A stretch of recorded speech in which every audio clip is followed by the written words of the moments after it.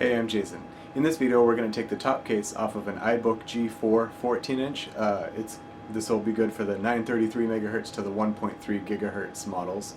The tools you need are an assortment of little screwdrivers. I like this little guy because it's got a spinny top so you can screw and unscrew with one hand, and it comes with all kinds of heads, the 0 to 00 to smaller. I also like a magnetic screwdriver, a bigger one to wrangle the little screws. You'll see in a bit. You also need either a Torx 8 screwdriver or a 2mm Allen, and maybe some iPod take-apart tools. You'll definitely need something to put screws into. An egg carton works fine, or just anything with compartments. So let's get started. The first step always would be to take the battery out, flip it over.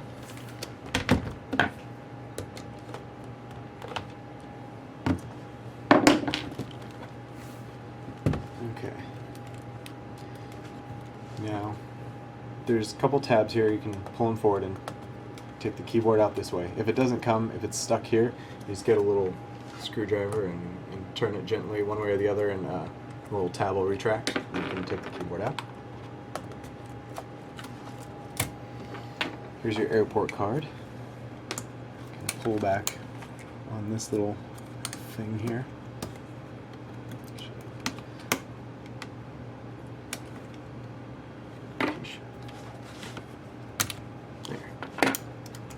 Use the plastic tab to pull it out. Just take this thing off. Take the antenna off and set that aside. There's 4 screws holding on this ram door.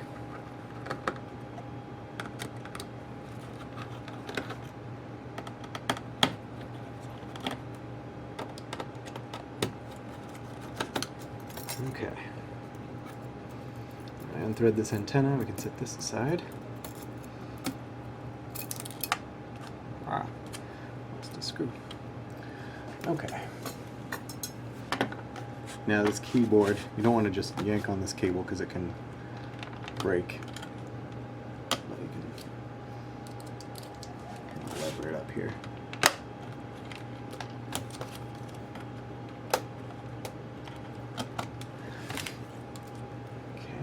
Have access to your RAM.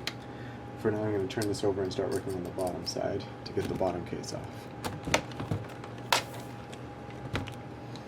Here's where this Allen wrench or the Torx wrench comes in handy.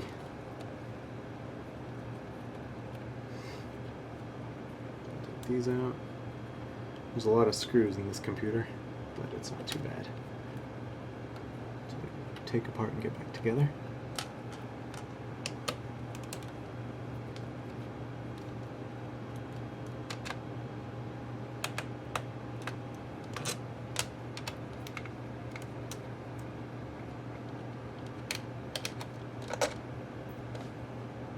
There's screws hiding under these. You can use, just kind of pry them. They go flying sometimes if you're not careful, so watch for that.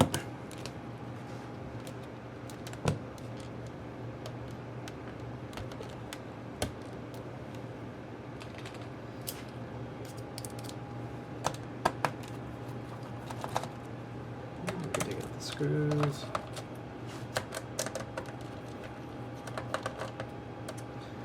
They should just come right out.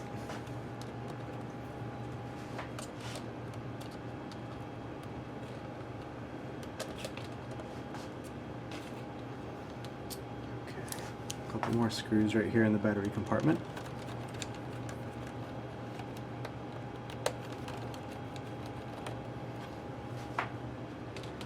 Okay, now for the fun part. This case has never been off that I know of, so it's going to take a little work. This is where the non-marring tools come into play. First step is to kind of push in here and undo that. So I've got it popping a little wheelie there. Now there's a tab here. You kind of push this out. Just kind of use your screwdriver to make a little tent for the thing to come out of. Now for the hard part. There's little tabs here every couple inches.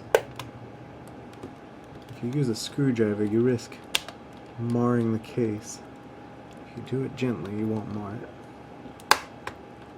There. So there's where the first tab is. A little trick I learned is if you pry on the tab adjacent to the tab that's still in, then the next one pops out, if that makes sense.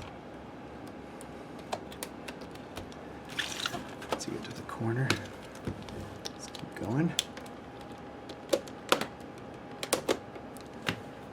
Nice. This could be easier or harder for you, but it's always kind of the thing that takes a minute.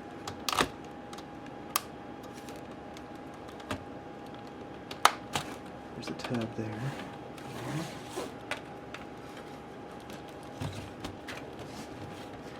This pretty much happens every time this little one that I undid first has reattached itself, so I'm going to undo it again.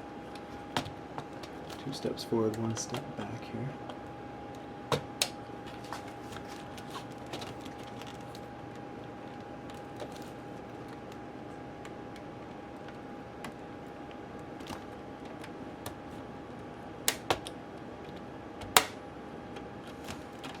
These ones under the CD player. It's easier to get them if you go up. The rest of the tabs, if you go down in it, it's easier. Okay, get close. All right, that's the bottom case. Now for the bottom shield.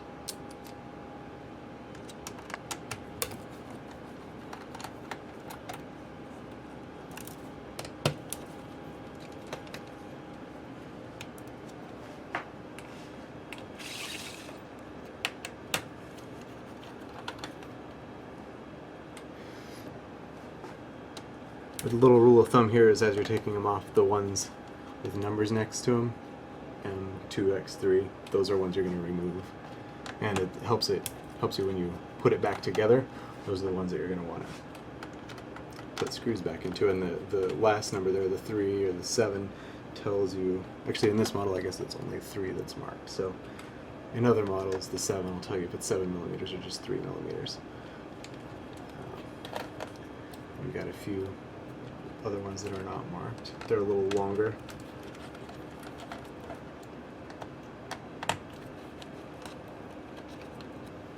Okay. So I just took out this one in the corner, all the ones labeled M2X3, and then these 3. And this is the last one, holding the bottom shield on.